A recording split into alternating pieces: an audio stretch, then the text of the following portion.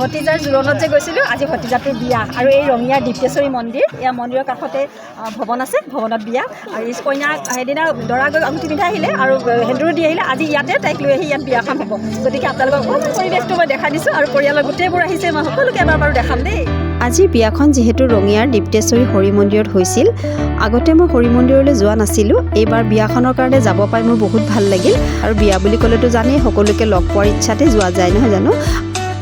বিয়া ঘৰত গৈ পাই আমি ধুনীয়াকৈ চাহ পানী খাই ল'লোঁ আৰু অলপ পাছতে আমি পানী তুলিবও গ'লোঁ। আৰু পানী তুলি অহাৰ পিছত নিয়মখিনি আপোনালোকক অকণমানকৈ দেখুৱাই দিছোঁ। বিয়া ঘৰত মোৰ ননদ, জা-জোৱালী, মোৰ ভাগিন বোৱাৰী ইহঁতক লগ পাই নো আৰু এপাক বিহু ননচাকৈ থাকিমনে? গোটেইবিলাকে অকণমান ফূৰ্তি কৰিলোঁ আৰু ঠিকছে নাচিছোঁ দেই।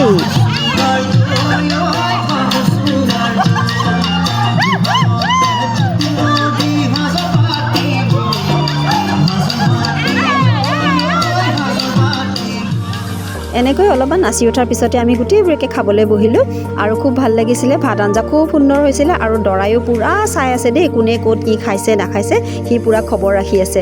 তাৰ মুখখন দেখিলে আজি ভাবিছোঁ বেয়াই লাগিছে দেই, বহুত কষ্ট হৈছে ল'ৰাটোৰ। আৰু বিয়ালৈ যাই আৰু ফটো নুঠাকৈ থাকিমনে? একপি সকলোৰে লগত ফটো উঠিলোঁ।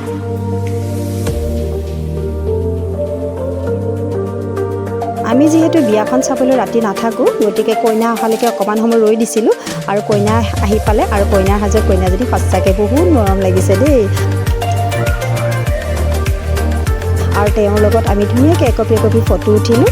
আৰু আজিৰ ভিডিঅ'টো ইমানেই। আপোনালোকে যদি চাই ভাল পায় নিশ্চয় লাইক কমেণ্ট এটা কৰি যাব দেই।